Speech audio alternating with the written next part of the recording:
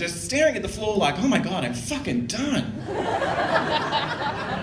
Crazy. Normally I'd be sitting there like reading the news and updating my status and trying to take a strategically like angled selfie so you can't tell that I'm on the toilet. Like, what? I actually had my 31st birthday recently, but I go by the European calendar, so I am 26. That's not funny. She's loving that. She's like, you say that all the time. Caught out. It's all right, I'll vouch for you. 26, you're good. But whenever it's my birthday, it's actually a really personal time. I really take stock and think about where I'm at, and I always end up thinking about one thing. Well, two things really, because I'm thinking about cheeky blowjobs, but I'm also thinking about dying. It's pretty morbid. I guess I don't want to die. That's what I'm thinking about. Not yet. I think having had 26 birthdays, I've had a lot of time to think about it, and I've realised that my fear of dying really comes from the fact that I don't want to have plans and not be able to follow them through. You know, like how crap would it be if you had planned a holiday, you'd saved up for it, you were a couple of days out and you just died? Like, that would suck.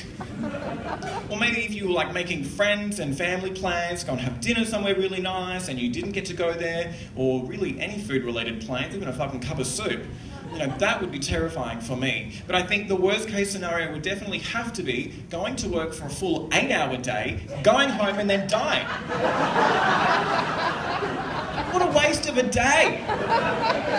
And even worse than dying after work is you wouldn't be able to tell anyone, complain about it, because you'd be dead. That's fucked.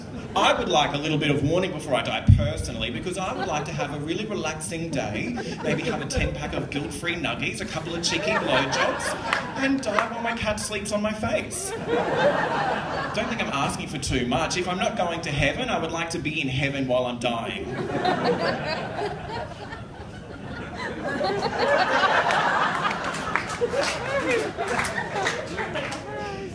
You've probably realised by now that I am desperately single.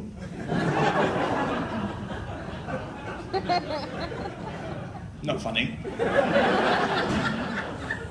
But I do find it really hard to meet people who are stupid enough to want to be in a relationship with me, let alone go on a date.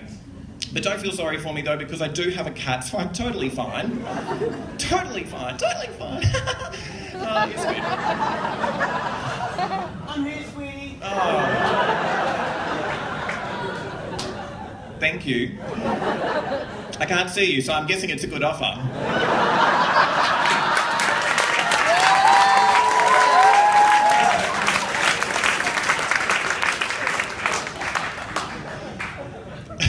You bet, bitch.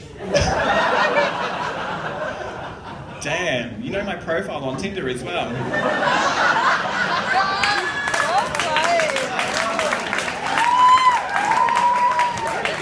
It's so awkward because that's not even a face.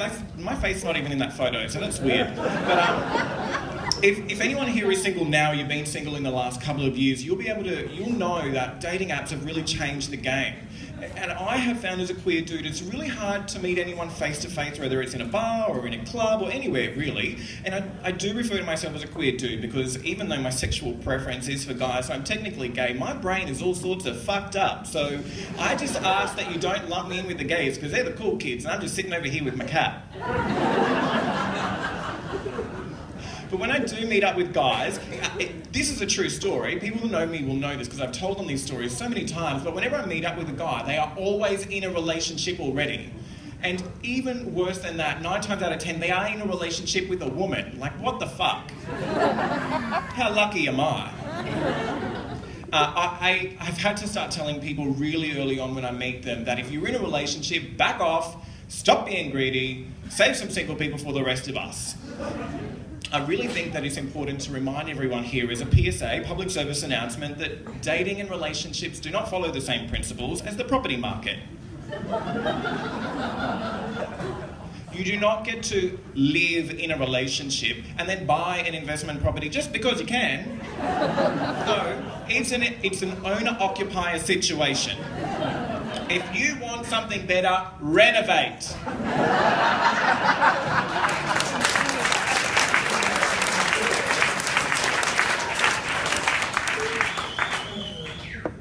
Yeah. that relationship's going well. But I find that, there is a growing divide between the rich and the poor, and I kind of see the same thing happening in relationship world now, where people in relationships are having more and more relationships, and single people are becoming more and more single.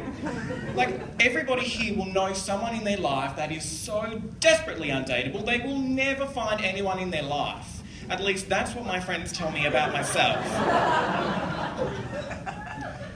Totally fine. But, wow. But I find that it's really important to remember that, single people, you need to stop collecting us, basically. You can't just keep collecting people like you're building an investment portfolio. Because quite frankly, at this rate for me, I am never going to break into the relationship market. I'm going to be stuck eating smash avo and making out with my cat for the rest of my life. Thank you so much, everyone.